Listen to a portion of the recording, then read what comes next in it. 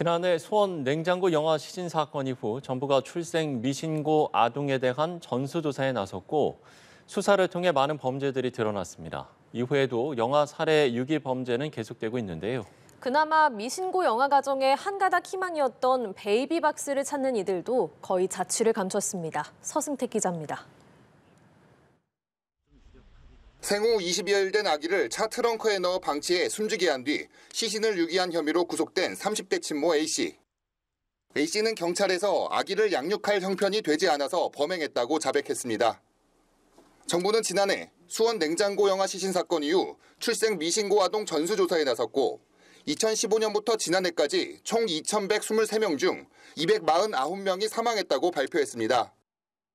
하지만 영아 살해 유기 사건은 여전히 우리 주변에서 일어나고 있습니다.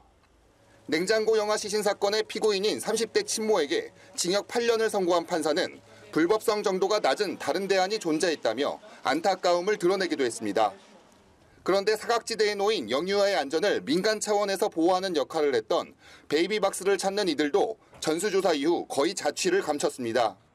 지난 2014년 전국에서 두 번째로 베이비박스를 설치한 경기 군포시의 한 교회입니다. 지금까지 베이비박스로 총 146명의 아이들이 맡겨졌지만 보시는 것처럼 최근 이곳을 찾는 발길은 완전히 끊겼습니다. 지난해 이곳에서 진행된 베이비박스 상담 건수는 단 한 건.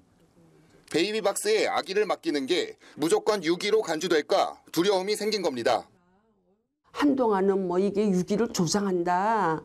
아니다라고 많이 서로가 이랬지만 어느 쪽을 보든지 간에 그런 유기를 조장하는 것보다는 생명을 저희가 보장하기 위해 해주기 위해서 여기라도 그러면 이용하세요라는 이야기거든요.